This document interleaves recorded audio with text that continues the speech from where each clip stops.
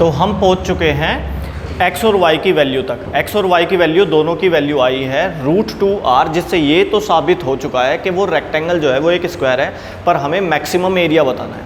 तो ये बताने के लिए कि हमारी जो वैल्यू आई है वो सही है कि नहीं, वो मैक्सिमम को रिप्रेजेंट करती है या नहीं, इस बात के लिए हमें अगेन डिफरेंशिएशन करना पड़ेगा। हमारा जो डिफरेंशिएशन आया था, देखो गौर से देखो बच्चों, हमारा जो डिफरेंशिएशन आया था वो आया था ये, यहाँ तक का आपने देख चुके हो, यहाँ तक आप समझ चुके हो। तो डिफरेंशिएशन फिर से करना है, तो मैंने क्या करा, इसमें छोटा सा काम कर लिया, इसमें एलसीएम ले लिया। एलसीएम लेंगे, 1 की मल्टीप्लाई इधर होगी -x² रहेगा, और जब इसकी मल्टीप्लाई इधर होगी तो अंडर रूट हट जाएगा, सेम टर्म है बच्चों ये, तो ये आपस में अंडर रूट हटा देंगे, क्या बच जाएगा आपके पास 4r² - x², और नीचे इन दोनों की आपस में मल्टीप्लाई करेंगे, सेम टर्म में रह जाएगी। ये इंपॉर्टेंट बात है, -x² - x² क्या बन जाएंगे, -2x²। ये 4r² पॉजिटिव वाला मैंने पहले लिख दिया, नीचे 4r² - x² चल रहा है। अब करेंगे हम डिफरेंशिएशन। ये क्या करा हमने, थोड़ा सा डिफरेंशिएशन के लायक बना लिया, फिर से अगेन डिफरेंशिएशन करेंगे। अब यहाँ पे थोड़ी सी महाभारत है, पर लास्ट में आपको मजा आ जाएगा इसमें। अब थोड़ी सी महाभारत क्या है, डिवाइड रूल। यहाँ पे डिवाइड में लिखे हुए हैं, ये आपस में डिवाइड में लिखे हुए हैं। डिवाइड रूल अप्लाई करेंगे। डिवाइड रूल कहता है नीचे वाली टर्म तो ऐसे ही, डिफरेंशिएशन ऑफ ऊपर वाली टर्म, क्योंकि 4r² कॉन्स्टेंट का रोल प्ले कर रहा है, तो इसका तो डिफरेंशिएशन 0 आ जाएगा। -2x² का -4x आ जाएगा, क्योंकि 2 ऐसे ही रहेगा, x² का 2x होता है जो 4x बन जाएगा। ठीक है जी, काम खत्म।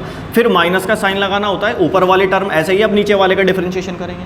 पर जब भी अंडर रूट का डिफरेंशिएशन करते हैं तो 1/2 under root as it is, फिर इस अंडर रूट के अंदर घुसे 4r², इनटू में लिखेंगे उसका 0, x² का -2x। यहाँ तक हो गया। उसके बाद जो मिस्टेक होती है ना, वो ये है कि नीचे आप अंडर रूट का होल स्क्वायर, नीचे वाली टर्म का होल स्क्वायर अप्लाई नहीं करते, नीचे वाली टर्म का होल स्क्वायर, इस अंडर रूट का होल स्क्वायर अप्लाई करना है।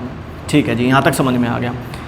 थोड़ी सी सिंपल सी कैलकुलेशन कर लेते हैं। -4x आगे लिख लिया, ये वाली टर्म एज इट इज लिख ली। आप चाहो तो ये माइनस प्लस बना के भी लिख सकते हो, नहीं तो -4r² - 2x² - 2x अपॉन में ये वाली टर्म चल रही है, और फ्रैक्शन में ये मैंने अंडर रूट का स्क्वायर हटा के रख दिया।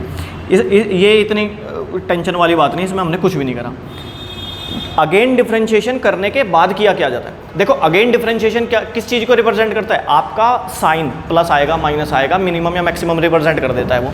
तो ये बात पता करने के लिए जो आपने वैल्यू फाइंड करी थी ना, x की जो वैल्यू फाइंड करी थी √2r, वो पुट कर देनी है जहाँ पे भी आपको x दिखाई देगा। तो बड़ी मेहनत वाला काम लग रहा है, इतने सारे x हैं, कहाँ कहाँ कैसे कैसे कैलकुलेट करेंगे, मिस्टेक के चांस ज़्यादा हो जाते हैं। देखो ध्यान से समझो इस बात को, ये -4 ऐसे ही, x को लिख दिया मैंने √2r, फिर अंडर रूट 4r², फिर मैंने x² को लिख दिया 2r का स्क्वायर, -4r² ऐसे ही, ये माइनस लिखा हुआ है, ये माइनस लगा दिया। देखो गौर से समझते रहो, इस 2 को ऐसे ही लिख दिया, और इस x² को लिख दिया मैंने 2r²। यहाँ तक सही चले जाओ बस। क्यों, जब ये सोल्व होगा ना, 2 2 जा 4r² 4r² - 4r², ये 0 बनाएगा ब्रैकेट, 0 इंटू कुछ भी हो, ये 0 अपॉन में कुछ भी हो, ये 0, तो ये पूरी कैलकुलेशन इज 0। तो यहाँ तक का तो कितनी आसानी से वैल्यू डल गई, और ये समझ में आ गया कि ये 0 बन जाना है पूरा।